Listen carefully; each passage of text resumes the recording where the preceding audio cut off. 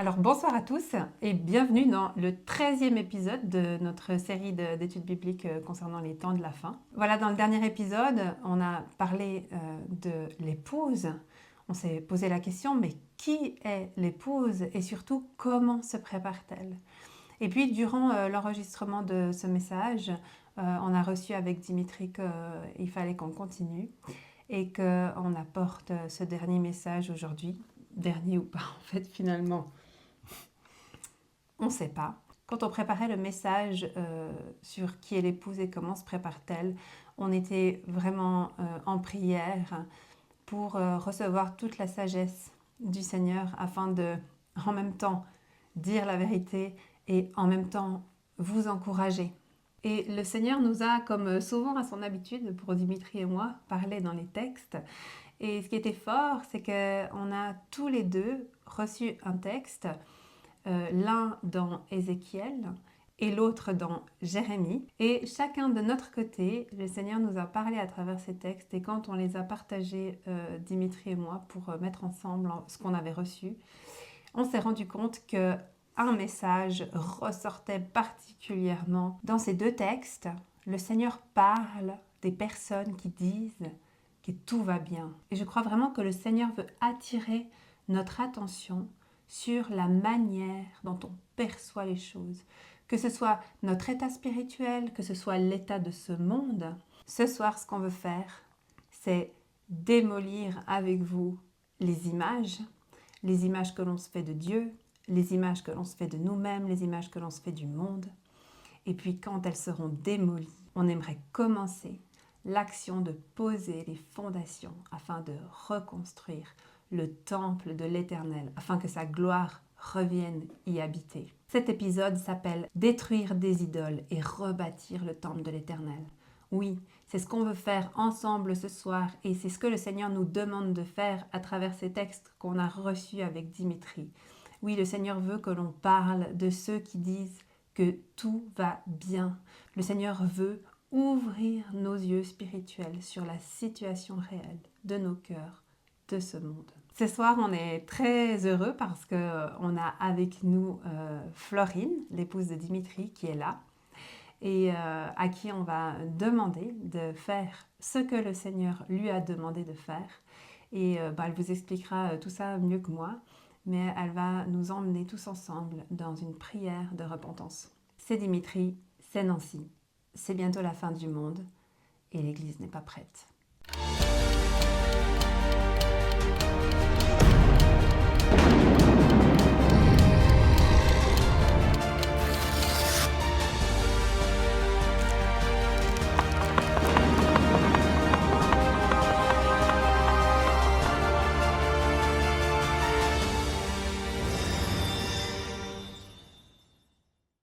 Il y a quelque chose de dur dans nos enseignements. On en est bien conscient. Quand on dit que l'Église n'est pas prête, c'est dur à entendre pour tous ceux qui essayent de faire bien. Et c'est quelque chose qu'on dit à chaque début de vidéo. Un peu comme une phrase vraiment qui est le cœur de ce qu'on a envie de faire passer. Et par la répétition, on aimerait que l'Église puisse le comprendre.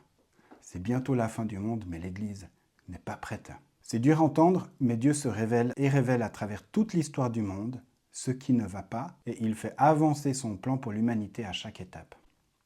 Et aujourd'hui, Dieu rappelle à son Église, à travers toute la terre, à travers de très nombreux enseignants et prophètes de toutes les confessions chrétiennes, qu'il est temps de se repentir et de changer d'attitude. Il faut retrouver notre espérance, celle de Jésus, l'espérance des disciples, des premiers chrétiens, et il faut qu'on conforme nos vies à cette espérance.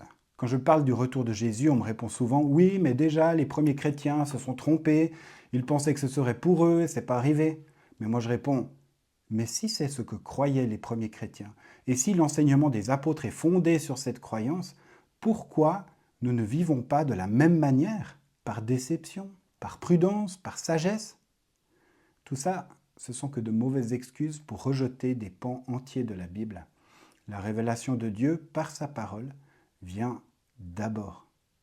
Elle est plus vraie que ce que nos yeux voient, et en particulier sur le thème de l'espérance du retour de Jésus. Si Dieu nous a sauvés par Jésus-Christ, c'est pour que nous vivions dans l'espérance qu'il achèvera son œuvre par son retour glorieux et que nous nous y préparions. Ce n'est pas une théologie nouvelle créée au XVIIe siècle par certains mouvements de réveil. C'est le message d'une bonne partie de la Bible depuis toujours que Dieu réactualise pour nous aujourd'hui parce que Jésus a dit « Je reviens bientôt ». Et c'est la meilleure des nouvelles. Nous devons entrer dans la course, dans le combat de la sanctification, d'autant plus aujourd'hui que nous voyons sous nos yeux des prophéties des temps de la fin s'accomplir. Oui, c'est un combat pour ceux qui veulent entrer dans la dimension de la sanctification. J'aimerais vous parler du psaume 6. C'est une prière qui accompagne ce combat. Je l'ai redécouvert en préparant cet enseignement et je vous l'offre avec quelques explications. Éternel, ne me punis pas dans ta colère et ne me corrige pas dans ta fureur. Aie pitié de moi, Éternel, car je suis sans force. Guéris-moi, Éternel, car je tremble de tous mes os. Mon âme est toute troublée. Et toi, Éternel, jusqu'à quand me traiteras-tu ainsi? Reviens, Éternel, délivre-moi, sauve-moi à cause de ta bonté. Car dans la mort, on n'évoque plus ton souvenir. Qui te louera dans le séjour des morts? Je m'épuise à force de gémir. Chaque nuit, mon lit est trempé de mes larmes, il est inondé de mes pleurs. Mes yeux sont usés par le chagrin. Tous ceux qui me persécutent les affaiblissent. Éloignez-vous de moi, vous tous qui commettez l'injustice, car l'Éternel entend mes pleurs. L'Éternel exauce mes supplications, l'Éternel accueille ma prière. Tous mes ennemis sont remplis de confusion et d'effroi, ils reculent sous un couvert de honte. Reprenons point par point. Je suis sans force. C'est un combat, le combat de la sanctification, le combat de l'espérance. C'est un combat mené avec les forces de Dieu. Je suis sans force. Je crois que Dieu nous aide en nous enlevant nos forces quand on s'y attache trop.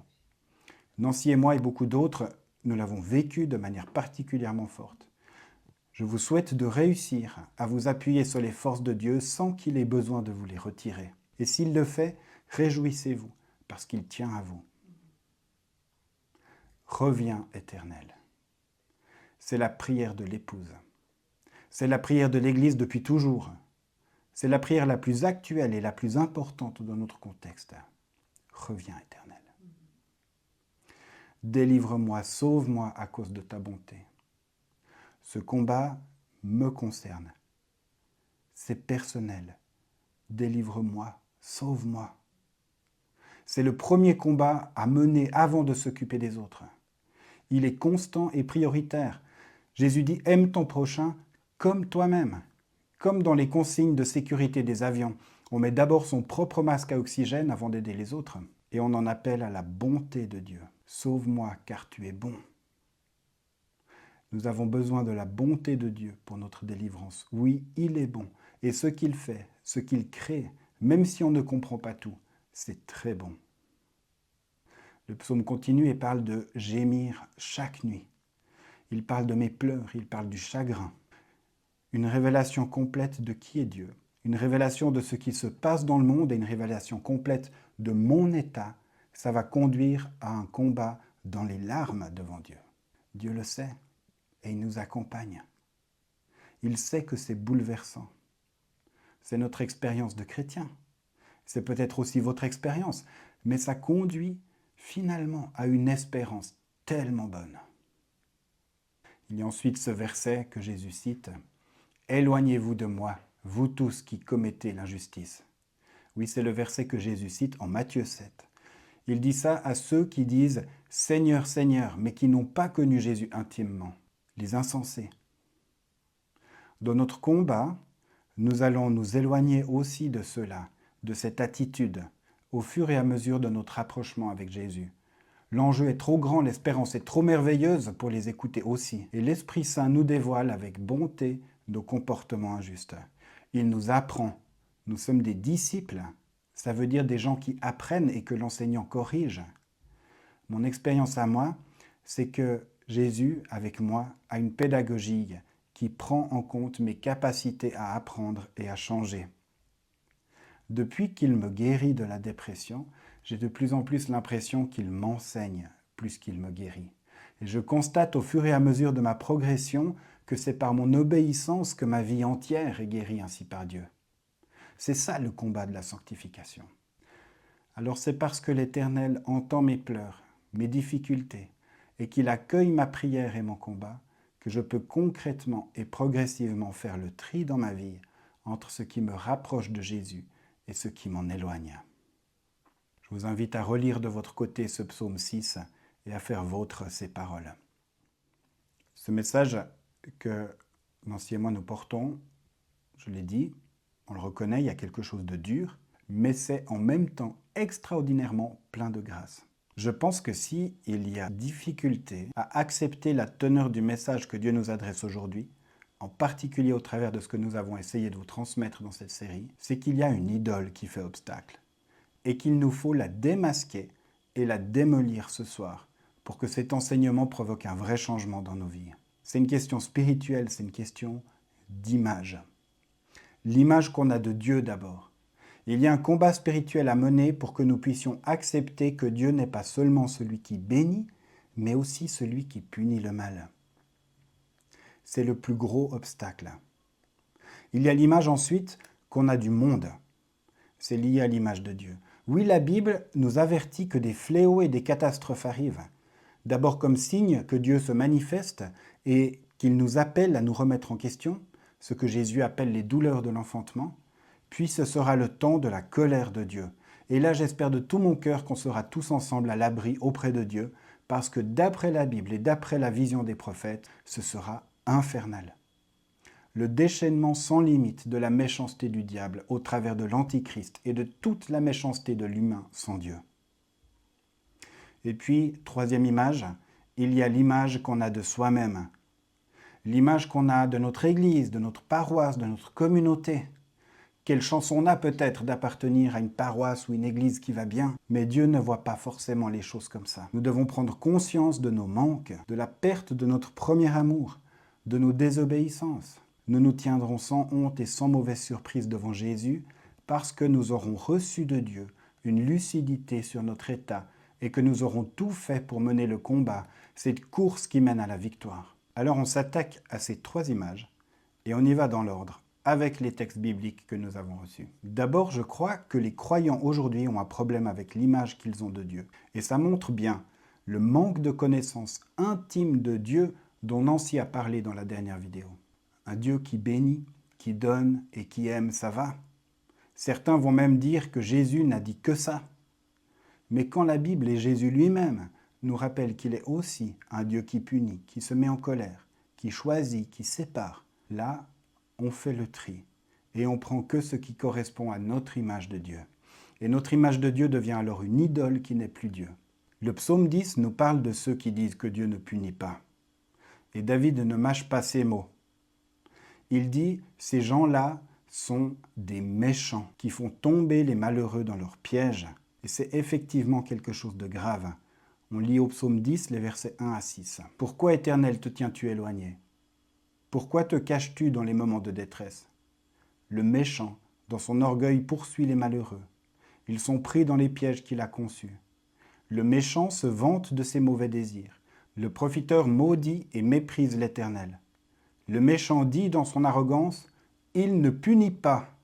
Il n'y a pas de Dieu. » Voilà toutes ses pensées. Ses entreprises réussissent en tout temps. Tes jugements passent au-dessus de sa tête. Il disperse tous ses adversaires. Il dit dans son cœur, « Je ne suis pas ébranlé, je suis pour toujours à l'abri du malheur. » Pourquoi est-ce que je parle de méchants et de malheur ? Pour faire peur et dire que tout le monde a tort, sauf moi ? Ben non. C'est parce que je crois que pour que notre enseignement porte des fruits, il faut dénoncer exactement cette fausse image de Dieu. Et il faut s'en libérer. Dieu est à la fois amour et vérité. Il est à la fois grâce et justice. Il est à la fois proche et saint. Il est à la fois père et juge. Si on cantonne Dieu à nos cases à nous, c'est un piège. Dieu dit « Vous serez saints car je suis saint ». Il ne dit pas « Je serai tolérant car vous êtes tolérant ». S'approcher de Dieu, ça se fait avec joie et crainte. Joie en Dieu car il est bon et crainte de Dieu car il est saint. Le deuxième obstacle à l'efficacité de notre enseignement, c'est l'image qu'on a du monde et de ce que Dieu est en train d'y faire. Je vous propose deux textes. En préparant l'enseignement, chacun de notre côté, Nancy en a reçu un, et moi l'autre à peu près en même temps. Et vous allez tout de suite voir comme Dieu est cohérent quand il parle. Je vous lis des extraits de Ézéchiel au chapitre 12, le verset 26, au chapitre 13, le verset 10. La parole de l'Éternel m'a été adressée. Fils de l'homme, la communauté d'Israël dit, les visions qu'il a ne sont pas près de s'accomplir, c'est pour des temps éloignés qu'il prophétise. C'est pourquoi annonce-leur, voici ce que dit le Seigneur l'Éternel, il n'y aura plus de délai pour aucune de mes paroles. La parole que je prononcerai s'accomplira, déclare le Seigneur l'Éternel. La parole de l'Éternel m'a été adressée, Fils de l'homme, prophétise à l'intention des prophètes d'Israël. Tu diras à ceux qui prophétisent d'après leur penchant, écoutez la parole de l'Éternel. Tout cela arrivera parce qu'ils égarent mon peuple en affirmant que tout va bien alors que rien ne va. Mon peuple construit un muret et eux, ils le couvrent de plâtre. Et je vous lis le deuxième texte, c'est dans Jérémie 6, les versets 13 et 14. Car tous, petits ou grands, sont avides de gain. Tous, du prophète au prêtre, pratiquent la duplicité. Ils guérissent superficiellement mon peuple du désastre en disant « Tout va bien, tout va vraiment très bien », alors que rien ne va. Ces deux textes nous montrent bien qu'il ne faut pas confondre ce qui vient de Dieu et de sa parole de ce qui vient de nos désirs et de nos craintes. Lire la Bible, ce n'est pas une question d'émotion. Si la Bible annonce un temps de colère de Dieu, qui sommes-nous pour dire à Dieu « Mais non, tu n'es pas comme ça. Le monde va mal. » Et il va aller plus mal encore. Ça va aller de plus en plus rapidement parce que le moment approche. Et je nous rappelle à nous, enfants de la lumière, je rappelle cette parole de Jésus que nous avons mis dans le générique de chacune de nos vidéos de cette série. Luc 21, 28. Quand ces événements commenceront à se produire, redressez-vous et relevez la tête parce que votre délivrance est proche. Alors constatez que le monde va mal et qu'il est annoncé que ce sera pire, ce n'est pas succomber à la peur ou à la panique. Relevez la tête. Regardez d'autant plus à Jésus et aux réalités qu'il révèle. Et espérez avec joie. Finalement, comme obstacle, il y a cette image qu'on a de soi-même. J'aimerais en parler avec un texte qu'on a déjà vu plusieurs fois. Jésus s'adresse à l'église de Laodicée et par cette église, il avertit chaque communauté chrétienne et chaque église aujourd'hui. C'est dans Apocalypse 3, les versets 17 à 19. En effet, tu dis, je suis riche, je me suis enrichi et je n'ai besoin de rien. Et tu ne sais pas que tu es malheureux, misérable, pauvre, aveugle et nu. Je te conseille donc d'acheter chez moi de l'or purifié par le feu, afin que tu deviennes vraiment riche. Des vêtements blancs, afin que tu sois habillé et qu'on ne voie plus la honte de ta nudité, ainsi qu'un remède à appliquer sur tes yeux, afin que tu vois. Moi, je reprends et je corrige tous ceux que j'aime. Aie donc du zèle et repens-toi. Seul Dieu peut révéler notre état réel, révéler l'état réel du monde et se révéler à nous dans sa plénitude.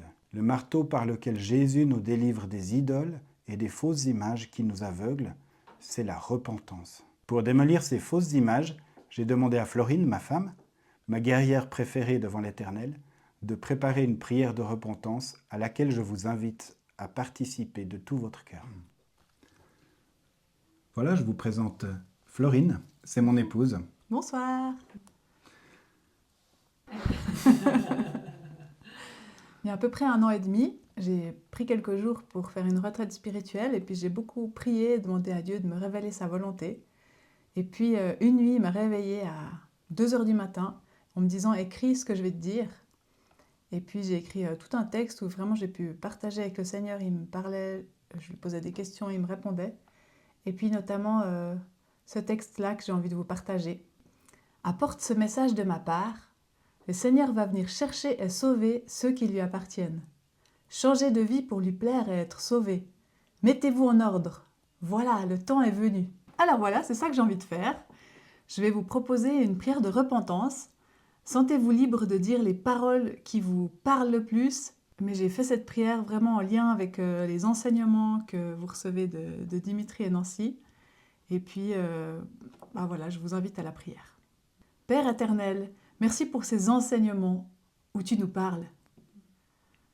Nous reconnaissons avoir abandonné notre premier amour. Nos œuvres sont insipides si elles ne sont pas animées d'amour pour toi. Alors pardon de nous fatiguer sans t'aimer. Seigneur, tu nous appelles à devenir des vainqueurs qui poursuivent la course vers le but. Pardon quand nous sommes distraits par les choses du monde. Rallumons-nous l'attente active du Seigneur. Lors du jugement, tu parles de récompense. Pardon quand on cherche les récompenses terrestres, reconnaissance sociale, augmentation de poste ou de salaire, et qu'on ne met pas autant d'énergie pour celles qui sont éternelles. Ce soir, nous avons été mis en garde contre les ruses de Satan. Pardon de me laisser voler mon attention, à travers les médias, les réseaux ou le confort. Ce soir, je me positionne en personne vigilante et je me prépare à ton retour. Pardon de me laisser voler mon temps, que ce soit par mon smartphone, sur les réseaux ou les divertissements. Je déclare que mon temps m'appartient et c'est moi qui choisis pourquoi je le consacre. Pardon de me laisser voler ma paix par les soucis de la vie, le stress ou ma to-do list. Je les dépose devant toi, Seigneur. Je choisis de lâcher prise, de prendre ton joug qui est léger et de me laisser guider et renouveler par ton Saint-Esprit. Seigneur, bien que je te connaisse depuis longtemps, je comprends qu'avec moi, tu souhaites une relation intime. Je te demande pardon d'avoir vécu ma vie en pensant que te connaître était suffisant. Ce soir, je vais entrer dans un niveau d'intimité plus profond avec toi. Je veux prendre du temps dans ta présence pour prier, lire la Bible et écouter ton Saint-Esprit. Je veux me préparer à ton retour en entretenant une relation plus intime avec toi. Nous implorons ton pardon pour ton Église quand elle ne reste pas fidèle à ta volonté, quand elle s'éloigne de ta parole et perd le courage de t'obéir. Ravive en elle un feu pour toi, le désir de faire ta volonté et l'humilité de reconnaître qu'elle a terriblement besoin de toi. Rends-la digne d'être ton épouse, rayonnante de beauté, sans tache ni ride, ni aucun défaut, sainte et irréprochable. Ce soir, nous te demandons pardon pour l'image de Dieu que nous nous faisons. Elle est bien incomplète vu ta majesté et ta grandeur, ainsi que ta colère et ta justice. Sans ta grâce, personne ne tient devant toi. Nous brisons cette fausse image et déclarons que nous sommes prêts à découvrir qui tu es pleinement. Nous te demandons pardon pour l'image qu'on a du monde et de ce que tu es en train de faire. Que nous sachions reconnaître ton action dans l'actualité et trouver des mots pour partager ce qui est en marche autour de nous avant qu'il soit trop tard. Malgré l'image que je montre de moi, toi tu vois l'état réel de mon cœur. Tu connais chacun de mes péchés et tu attends que je les confesse pour me pardonner, me laver et me rendre pur. Seul toi, Jésus, peux me fournir les habits blancs que je porterai pour l'éternité. Ainsi, je me prépare à te voir face à face. C'est pourquoi je te remets ce qui me retient d'être un croyant adulte et d'avoir perdu mon premier amour.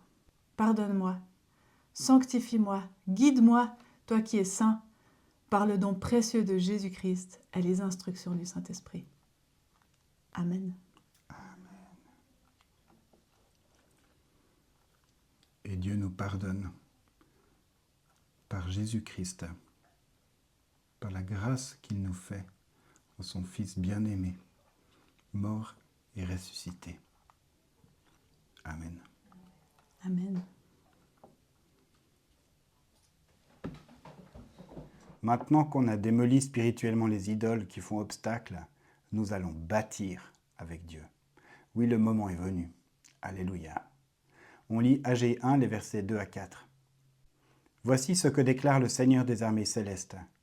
Les gens de ce peuple prétendent « Le temps n'est pas venu encore, le temps où le temple de l'Éternel doit être rebâti. » Alors la parole de l'Éternel leur fut adressée par le prophète Agé. « Est-il temps pour vous-même d'habiter à votre aise des maisons lambrissées, alors que ce temple est en ruine ?»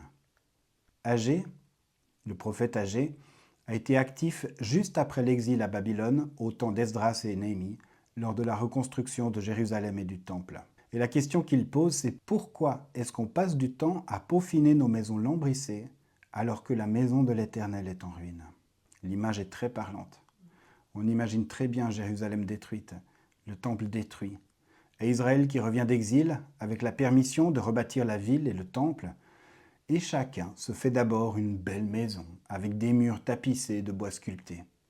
Mais Dieu alors intervient par son prophète et dit « Eh oh mes cocos, C'est pas comme ça que ça se passe. La priorité, c'est moi. Le temps est venu de rebâtir le temple. Et le temple, c'est le lieu très saint. C'est là où la gloire de Dieu peut se déployer. Le temple de Dieu, nous dit Paul, c'est notre corps. C'est en nous. C'est dans notre lieu à nous, seul avec Dieu. C'est du temps de prière. C'est du temps de lecture de la Bible.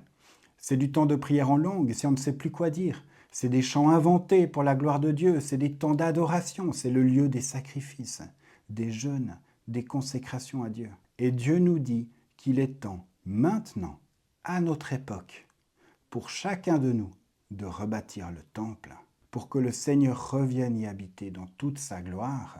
Parce que Dieu est saint, nous serons saints. En le faisant chacun de notre côté dans l'obéissance à Dieu, nous préparons l'épouse. Et je veux lire Agée 2, les versets 15 à 19.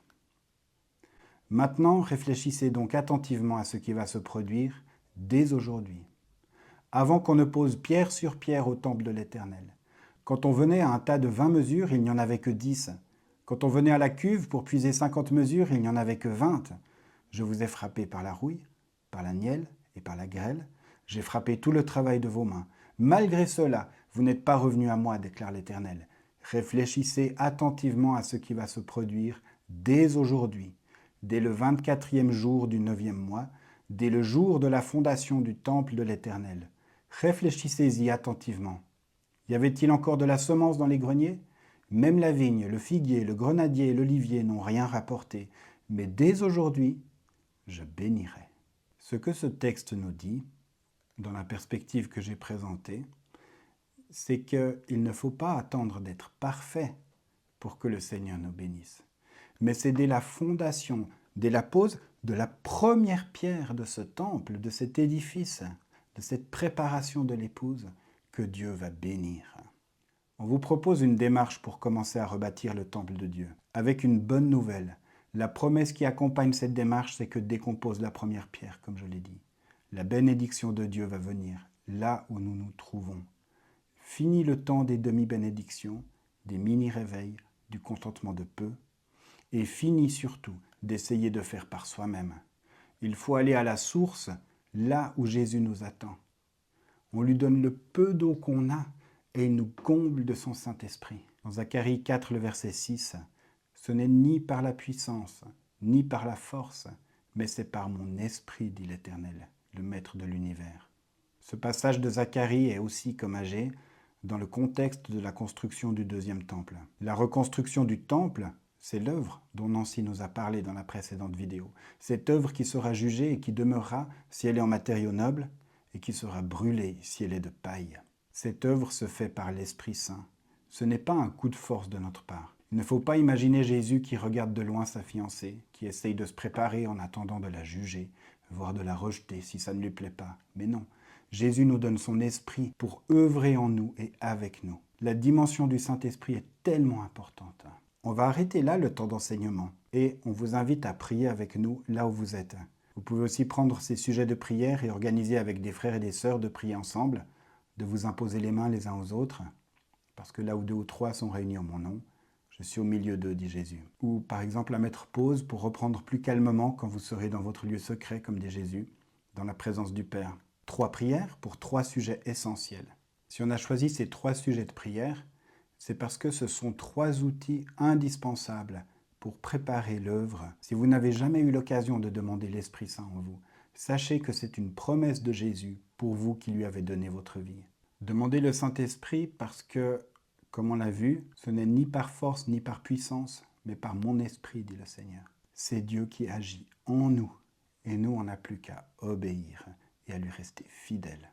Mais on a besoin d'être rempli de l'Esprit Saint. On a besoin d'entendre les instructions pour lui obéir. Et puis, on a besoin de lâcher ce à quoi on s'accroche, pour que la force de Dieu qu'il nous donne par l'Esprit Saint puisse agir en nous. Que nous puissions dire, ce n'est plus moi qui vis, mais c'est Jésus, c'est Christ qui vit en moi. La deuxième prière est une prière pour déposer un péché avec lequel vous luttez et pour recevoir la grâce et la libération en Jésus-Christ. La prière de repentance, c'est une arme. C'est l'arme principale par laquelle nous pouvons recevoir de Jésus, en son nom, la libération de ce qui nous retient. Quand on confesse un péché, quand on demande pardon au nom de Jésus, il se passe quelque chose sur le plan spirituel. La faute est enlevée pour de vrai. La porte est fermée au nez de Satan. Il n'a plus aucun droit par rapport à ce péché sur notre vie. Et dans la tristesse et la difficulté, on peut parfois s'imaginer qu'on n'a pas à se repentir parce que finalement, nous ne sommes que des victimes de ce qu'il se passe. Mais même là, on peut demander pardon à Dieu,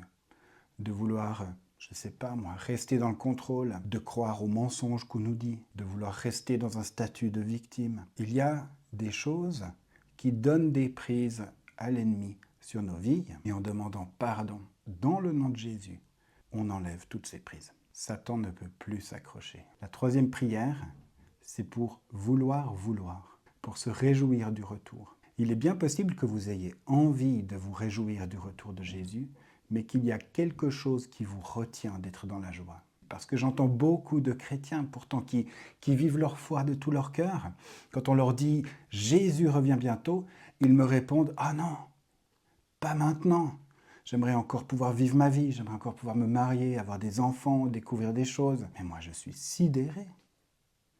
Le retour de Jésus, ça ne vous apporte pas de la joie?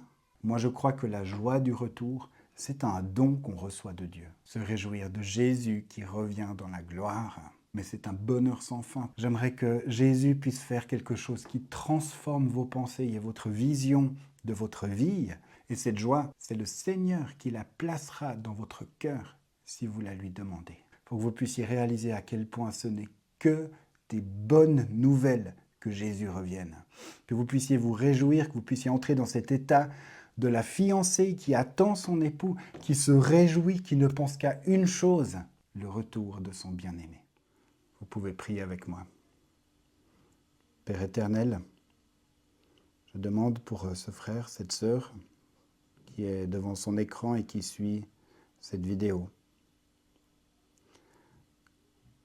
Dans le nom de Jésus, je te demande de le remplir de ton Saint-Esprit.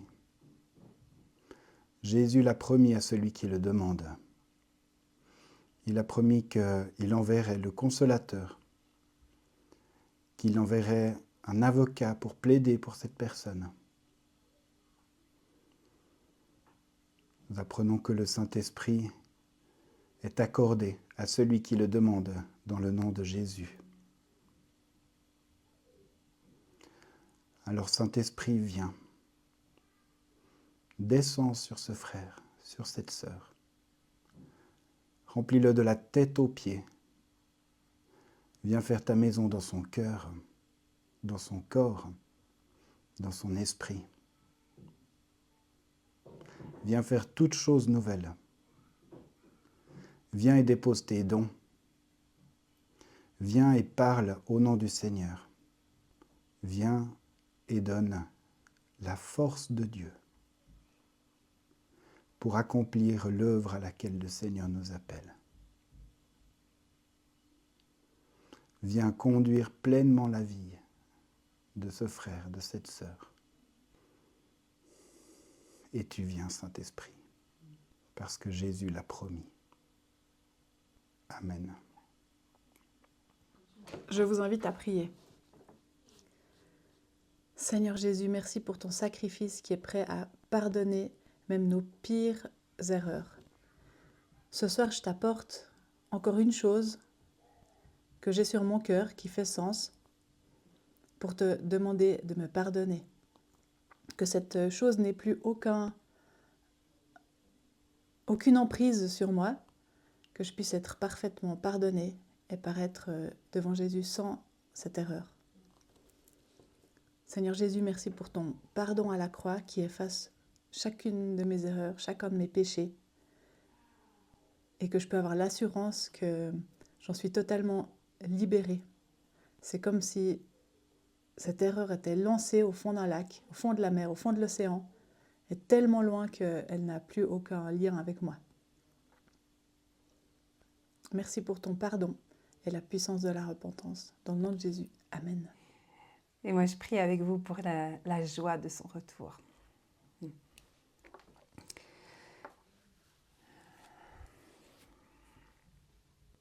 Seigneur Jésus, je te prie pour ce frère, pour cette sœur qui désire, Seigneur, ardemment être dans cette joie de ton retour, Seigneur, dans la joie de la fiancée.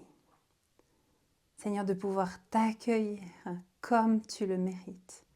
Ô toi, grand roi qui viens. Alors Seigneur, merci. Parce qu'avec l'ordre de nous réjouir, Seigneur, tu nous offres aussi cette réjouissance. Seigneur, merci parce que c'est toi qui fais l'œuvre. C'est toi qui nous apprends comment prier. Et Seigneur, ce soir, on veut te demander cette joie. Et on veut se réjouir avec confiance de cette joie qui vient, qui va monter. Seigneur, renouvelle l'intelligence par ta parole. Renouvelle notre intelligence afin que nous puissions comprendre, Seigneur, ce qui est en train de se passer. Afin que nous puissions comprendre, Seigneur, que oui, nous allons te voir. Et que, Seigneur, tu veux partager avec nous ta gloire. Seigneur, que nous allons voir des morts ressuscités, nous allons voir des boiteux marcher, nous allons voir des personnes se retrouver. Seigneur, nous allons voir ta gloire, nous allons voir la terre entière à genoux devant toi, le roi.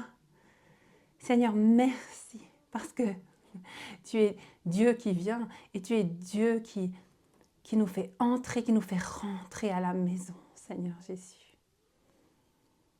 Alors viens par ton Saint-Esprit déverser la joie, Seigneur, de ton retour. Nous allons danser sur la muraille, Seigneur. Nous allons acclamer ton nom. Nous allons voir la terre entière, Seigneur, à genoux devant le roi. Merci, Seigneur. Que ta joie descende sur nous maintenant, dans le nom puissant de Jésus. Amen. Voilà, on arrive au bout pour ce soir. Merci à ceux qui sont entrés dans cette démarche de prière. Merci de vous être laissés interpeller et surtout d'avoir laissé Dieu intervenir dans votre vie. On veut aussi vous remercier d'avoir suivi cet enseignement jusqu'à aujourd'hui. Merci aussi pour vos commentaires qui sont encourageants. Merci pour vos likes, pour vos partages. N'hésitez pas à continuer à partager ce message autour de vous. Nous, on retourne sur la muraille pour remplir notre rôle de sentinelle qui observe et qui avertit. Je crois vraiment que dans les temps que nous vivons, il y aura très certainement des choses à dire. Alors, on se réjouit de la suite. Restez en lien avec cette chaîne YouTube parce qu'il va y avoir certainement encore des choses qui vont vous être transmises. C'est vrai, des temps viennent où nous allons continuer à avoir des bouleversements dans ce monde, où nous allons continuer à voir les signes arriver de plus en plus nombreux et on veut vraiment pouvoir vivre tout ça à vos côtés et recevoir des paroles de la part du Seigneur, recevoir des instructions. Donc on vous encourage vraiment à rester connectés. Nous-mêmes, on ne sait pas encore ce que le Seigneur veut faire exactement de cette chaîne, mais on est relativement persuadés que le Seigneur va utiliser puissamment ce moyen de pouvoir unifier son Église et de pouvoir nous garder en lien les uns avec les autres. Alors on vous encourage vraiment, restez proche de Dieu, préparez-vous, lisez votre Bible, prenez du temps avec le Seigneur, vivez une relation d'intimité avec lui. Ces événements dont Jésus parlait sont en train de se produire. Relevez la tête, tournez votre regard vers Jésus. Attendez-vous à ce qu'il arrive d'un instant à l'autre, ce roi glorieux. Vivez toujours plus proche de lui, vivez dans l'obéissance, restez fidèles à sa parole et tenez bon dans les temps qui viennent. Ça ne va pas être forcément facile. On peut même dire que ça va être difficile. Tenez fermement ce que vous avez reçu de la part de Jésus. Persévérez. Persévérez dans l'espérance. Oui, Dieu est fidèle. Il ne va pas nous décevoir. C'est dans les temps difficiles que nous allons voir la gloire de Dieu qui va se manifester à travers son Église glorieuse. Alors oui, tenons bon, gardons la foi et attendons-nous à sa gloire. Nous allons vivre sa gloire avant même que nous soyons enlevés. Les difficultés ne sont pas une punition. Les difficultés sont là pour révéler l'or. Le forgeron va épurer le métal précieux jusqu'à pouvoir se voir dedans. Alors préparons-nous et comprenons ce que le Seigneur va faire pour nous afin de nous faire entrer dans sa gloire. Comprenons la place qui est la nôtre, comprenons l'autorité de l'Église du Christ et proclamons les réalités du ciel, proclamons ces réalités et appelons-les sur la terre à se réaliser. Alors fortifions-nous dans le Seigneur jusqu'à devenir inébranlables. Nous vous bénissons dans le nom de Jésus. À tout bientôt.